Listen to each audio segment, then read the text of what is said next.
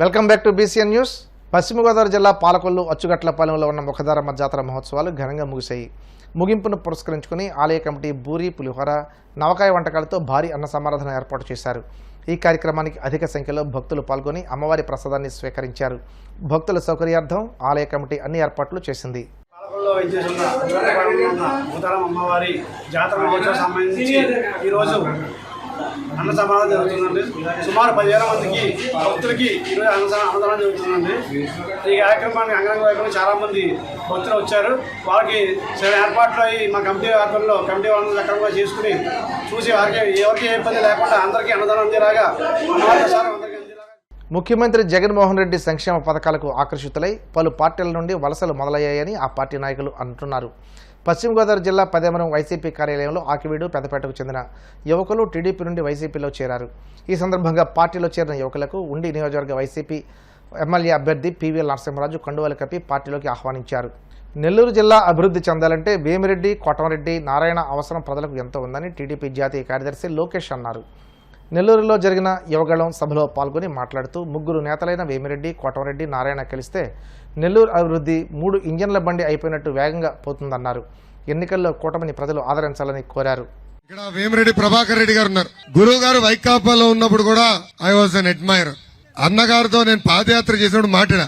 ఎందుకంటే పాదయాత్ర చేసినప్పుడు ఎక్కడ చూసినా ఆయన చేసిన సేవా కార్యక్రమాలు కంపడినాయి. ఆయన సొంత నిధులతో గ్రామాల్లో తాగునీటి పథకాలు ఏర్పాటు చేసి అద్భుతంగా అభివృద్ధి చేశారు.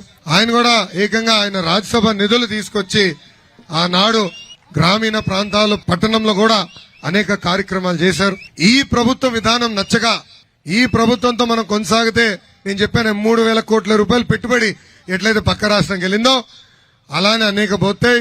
మన పిల్లలకి భవిష్యత్తు ఉండదని అన్నగారు వచ్చారు. ఈ రోజు లోక్సభ ఎంపీగా పోటీ చేస్తున్నారు.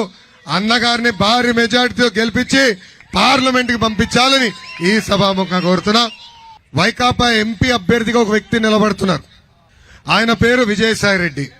జగన్మోహన్ రెడ్డి గారు చేసిన అన్ని కుంభకోణాల్లో ఏటో విశాఖపట్నాన్ని సర్వనాశనం చేసిన వ్యక్తి, గీతం యూనివర్సిటీ గోడలు కూలగొట్టిన వ్యక్తి, ఋషికొండకి గుండు కొట్టిన వ్యక్తి, విశాఖపట్నంలో ఎక్కడన్నా ఖాళీ భూమి దొరికితే చాలు ఏకంగా ఆ భూమిని కబ్జా చేసిన వ్యక్తి ఈ రోజు నెల్లూరు ఎంపీ అభ్యర్థిగా నిలబడుతున్నారు.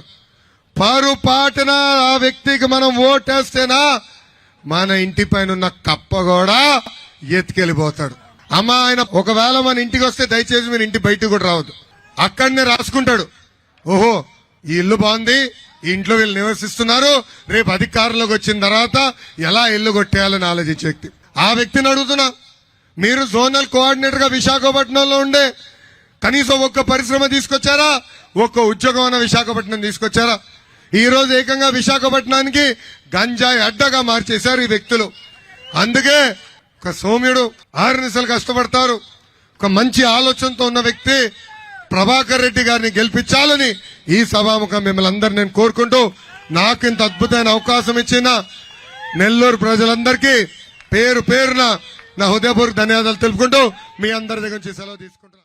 గెలుపే లక్ష్యంగా ఎన్డీఏ కూటమి అభ్యర్థులను ప్రజలంతా ఓట్లు వేసి గెలిపించాలని కొవ్వూరు మాజీ MLA, Janasena party Kakinada parliament ఎన్నికల సభ్యులు టీవీ రామారావు అన్నారు.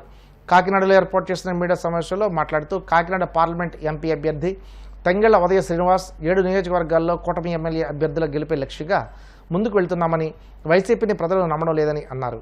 వైసీపీ ప్రభుత్వాన్ని, జగన్మోహన్ రెడ్డిని ప్రజలు నమ్మడం లేదని, ఉమ్మడి మేనిఫెస్టోను చూసి ప్రజలంతా ఆనందం వ్యక్తం చేస్తున్నారని అన్నారు.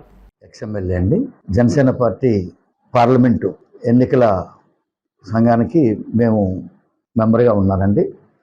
ప్రతి పార్లమెంట్ నియోజకవర్గంలో అన్ని చోట్ల కూడా తిరిగి ప్రజల దగ్గర అభిప్రాయాలు తెలుసుకుని పార్టీ బలోపేతం కోసం ఉదయ్ శ్రీనివాస్ గారు, అతి ముఖ్యంగా ఉదయ్ శ్రీనివాస్ గారు గెలుపు కోసం ఆయన 7 నియోజకవర్గాల్లో 7 ఎమ్మెల్యేలు కూడా గెలుపు కోసం కమిటీ తరఫున పనిచేస్తున్నామండి.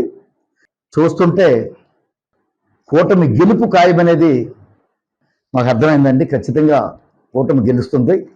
ప్రజలు మట్టికి మనం ఇప్పుడు ఇచ్చినటువంటి మేనిఫెస్టో చాలా చాలా చాలా చాలా బాగుందని చెప్పి మరి అందరూ కూడా మంచి స్పందన దీని మీద వచ్చిందండి. ఇప్పటి వరకు ఎవరూ కూడా కనీవిని ఎరగని రీతిలో ప్రజల యొక్క శ్రేయస్సు కోసం పుట్టినటువంటి మేనిఫెస్టోగా అందరూ కూడా భావిస్తున్నారండి.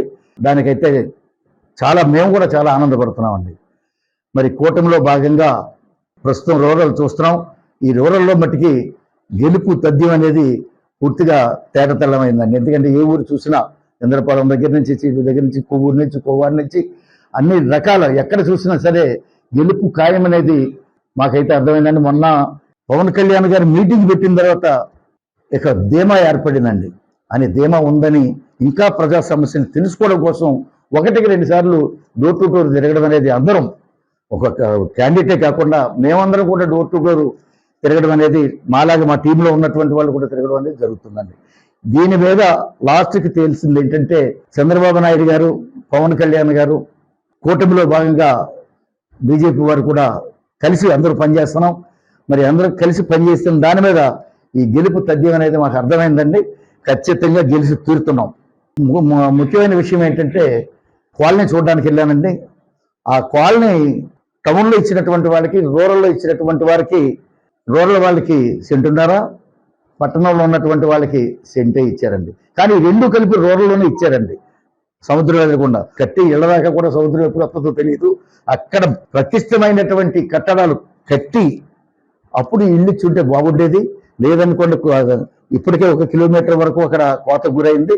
ఇంకో కిలోమీటర్ రూరల్లోనేమో ఇళ్ళున్నాయి. మరి ఇళ్ల దాకా కూడా నీరు వస్తుందేమో అనే భావన చాలా మంది ప్రజల్లో ఉందండి, ఆందోళనలో ఉంది. వాళ్ళకి సెంటు వీళ్ళకి సెంటున్నర ఇచ్చారండి. అది చాలా దారుణం. అది నేను ఒక్కటే డిమాండ్ చేస్తున్నాను. కన్నబాబు గారు ఉన్న రూరల్ నియోజకవర్గం కానివ్వండి, రెడ్డి గారు ఉన్నటువంటి పట్టణం కానివ్వండి, వీళ్ళ ఇరువురికి కూడా కలిపి అక్కడే ఇచ్చారు. కాబట్టి మీరు 2 రాత్రులు దయచేసి ఆ ఇంట్లో కాపురం చేస్తే, ఆ ఇంట్లో మెసిలితే ప్రజలు ఇక్కట్లేదో తెలుస్తాయని చెప్పేసి నేను డిమాండ్ చేస్తున్నానండి. నేను కింద నుంచి మీతో పాటు నేను ఎమ్మెల్యే అని ఒకేసారి కింద నుంచి అంచెలంచెలుగా అది ప్రాబ్లమ్స్ తెలుసుకుని ఎదిగి నేను ఎమ్మెల్యేని అయ్యానంటే మీరు అడ్డగోలుగా ఎమ్మెల్యే అయ్యారు. కనుక మీకు ప్రజల యొక్క కష్టాలు తెలియదు. దయచేసి ఒక్కసారి ప్రాక్టికల్గా ఆ ఇంట్లో ఒక రోజు కాపురం ఉంటే ఈ ప్రజల ఇక్కట్లు ఏంటో అనేది మీకు ఖచ్చితంగా తెలుస్తాయి. కాబట్టి ప్రాక్టికల్గా నేర్చుకోండి, థియరికల్గా వెళ్ళొద్దని చెప్పి మీకు హితవు చెప్తున్నాం. పిఠాపురం కూడా చాలా బాగుందండి. ఖచ్చితంగా 1,00,000 ఏ ఒక్క నోటంలో చూసినా సరే మెజారిటీ 1,00,000 అనేది వస్తుందండి. ఆ పైన రావచ్చు. పాలకొల్లు నియోజకవర్గ వైసీపీ ఎమ్మెల్యే అభ్యర్థి గుడాల గోపి సత్యమణి మంగతాయారు ఆగర్తిపాలెం గ్రామంలో ఎన్నికల ప్రచారం నిర్వహించారు. పశ్చిమ గోదావరి జిల్లా పాలకొల్లు మండలం ఆగర్తిపాలెంలో ప్రచారంలో భాగంగా ఇంటింటికి వెళ్లి వైసీపీ గెలుపు కృషి చేయాలని, సీఎం జగన్మోహన్ రెడ్డి ముఖ్యమంత్రి అయితేనే మళ్లీ సంక్షేమ పథకాలు అమలవుతాయని అన్నారు. ఈ కార్యక్రమంలో వైసీపీ నాయకులు, కార్యకర్తలు పాల్గొన్నారు. వార్తలు ముగించే ముందు ముఖ్యాంశాలు మరోసారి. సంక్షేమ పథకాలు కొనసాగాలంటే మళ్లీ జగన్ అధికారంలోకి రావాలి.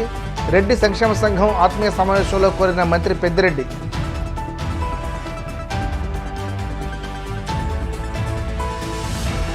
పాలకొల్లు అచ్చుగట్లపాలెంలో ముగిసిన ముఖదారమ్మ జాతర.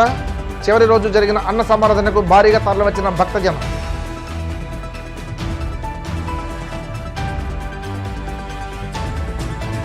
నెల్లూరులో ఉత్సాహంగా లోకేష్ యువగళం భారీ బహిరంగ సభ. విశేష సంఖ్యలో తరలివచ్చిన 3 పార్టీల నాయకులు, కార్యకర్తలు.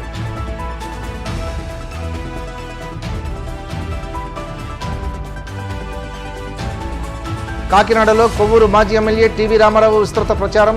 కూటమి అభ్యర్థులను భారీ మెజారిటీతో గెలిపించాలంటూ పిలుపు. ఈనాటి వార్తలు ఇంతటితో సమాప్తం. తిరిగి రేపు ఇదే సమయానికి ప్రసారమైన న్యూస్తో కలుసుకుందాం. నమస్కారం.